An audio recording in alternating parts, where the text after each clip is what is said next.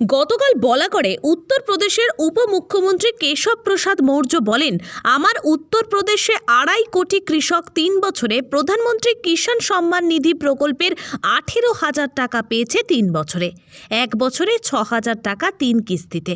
পাশাপাশি তিনি মমতা ব্যানার্জি, অভিষেক ব্যানার্জিকেও ছাড়লেন না কটাক্ষ করতে। एक बात आप सब ध्यान में रखिएगा,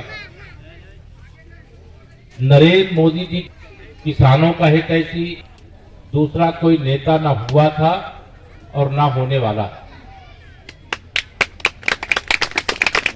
मोदी जी के बारे में मैं एक बात कहा करता हूं, अब आप सब भी ध्यान से सुनिएगा कि विश्वास करो तुम मोदी पर, यह नवयुग का निर्माता है। ऐसा नेता इस धरती पर एक बार ही आता। देश जितना प्रगति माननीय नरेंद्र मोदी जी के नेतृत्व में केंद्र में सरकार बनने के बाद किया है, मैं जानता हूं पश्चिम लोगों को और किसानों को, मजदूरों को, नौजवानों को जो योजनाएं माननीय प्रधानमंत्री श्री नरेंद्र मोदी जी ने बनाकर के दी, वह योजना पूरे देश में तो लागू हो गई, उसका लाभ पूरे देश के लोगों को मिला, लेकिन पश्चिम बंगाल के लोगों को नहीं मिला। मैं आप सब किसान भाइयों के बीच में बैठा हूं, उप मुख्यमंत्री आपको बता रहा हूं, हमारे यहां तो 2.5 करोड़ किसान हैं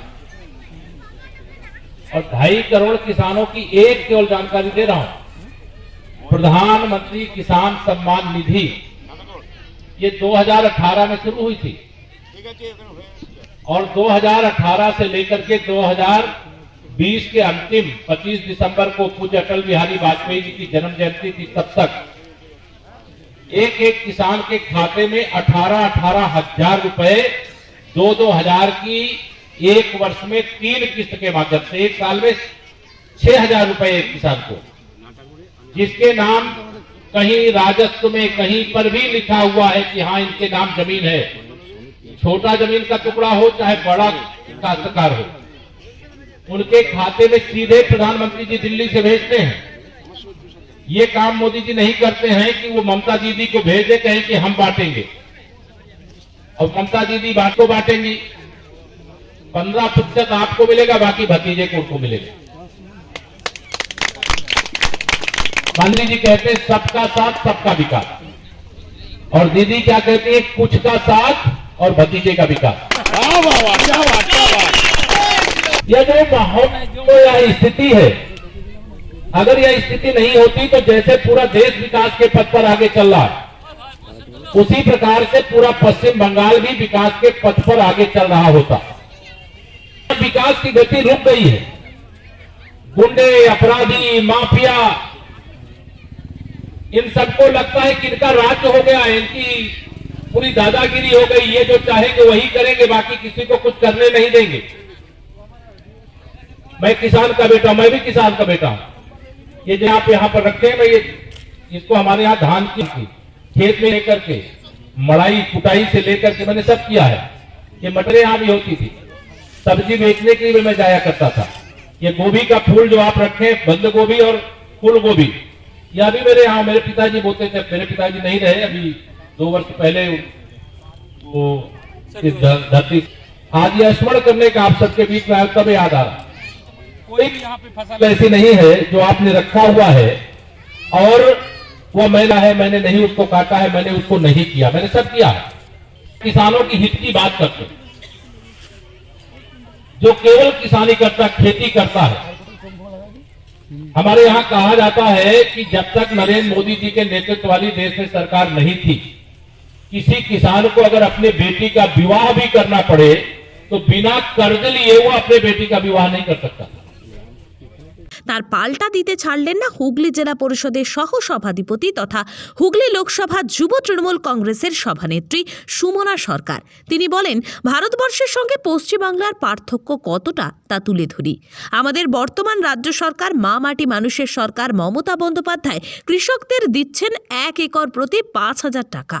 আর পিএম কিষাণে পায় 1 একর প্রতি 1215 টাকা।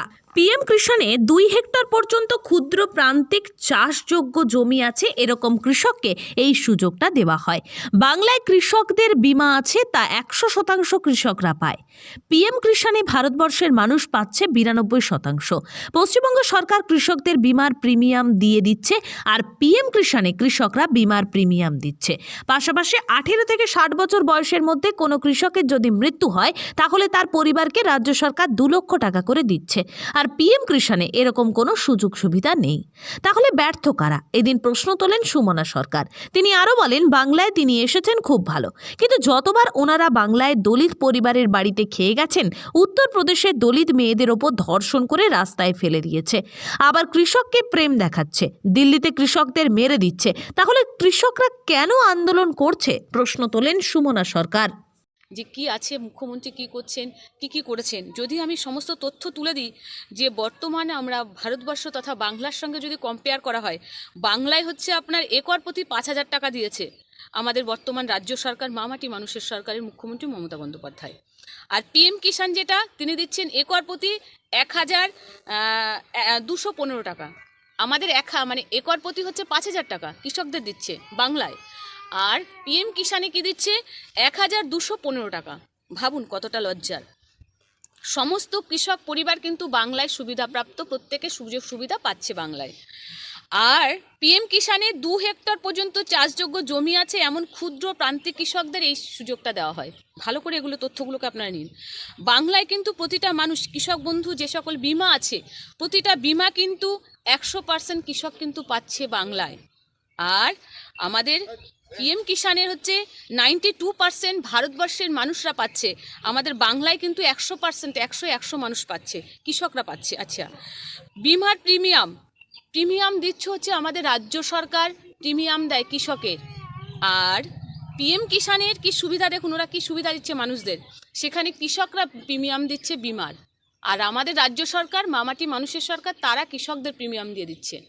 আর কেন্দ্রীয় সরকার যেটা করেছে তাতে কি করছে, কৃষকদের দিতে হচ্ছে প্রিমিয়াম। এটা আমাদের কাছে অত্যন্ত লজ্জার। আচ্ছা, 18 থেকে 60 বছর বয়স অবধি যারা আছেন কৃষক, সেই পরিবারের তারা প্রত্যেকে 2 লক্ষ টাকা করে পাবেন যদি কোনো কারণে তাদের মৃত্যু হয়। আর পিএম কিষাণে এরকম কোনো সুযোগ সুবিধা কিন্তু নেই। তাহলে ব্যর্থ কারা? মুখ্যমন্ত্রীকে আমি প্রশ্ন করছি, কেশবজিকে আমি প্রশ্ন করছি যে তাহলে ব্যর্থ কারা? উনি যে এসেছেন, বলাগড়ে এসেছেন, খুব ভালো কথা, উনি বলাগড়ে ঢুকুক না। বলাগড়ের সবার মানুষের বাড়িতে যাক, উনি গিয়ে কৃষক প্রেম দেখান, মানুষের বাড়িতে গিয়ে খান। ওনারা যতবার এসে দলিতের বাড়িতে খেয়ে গেছেন, উত্তরপ্রদেশে গিয়ে দলিত মেয়েদের ওপরে ধর্ষণ করে তাদেরকে রাস্তায় ফেলে দিয়েছেন। দেখুন, আবার কৃষক প্রেম দেখাচ্ছেন, দিল্লিতে কৃষকদের মেরে দিচ্ছেন। কৃষকরা দেখুন ঠান্ডার মধ্যে কিভাবে রাস্তায় দাঁড়িয়ে অনশন করছে। তাহলে কৃষকরা অনশন কেন করবে? আজকে কৃষকরা কেন আন্দোলন করবে? এটা ওনার মনে একবার প্রশ্ন জাগছে না? ওনার কি লজ্জা নেই? কি হিসেবে উনি বাংলায় এসেছেন, কোন হিসেবে উনি বলাগড়ে এসে প্রেম দেখাচ্ছেন? ধৈর্য রাখুন আপনারা, আপনাদের কাছে বলি, বলাগড়ের মানুষ কিন্তু বুঝিয়ে দেবে।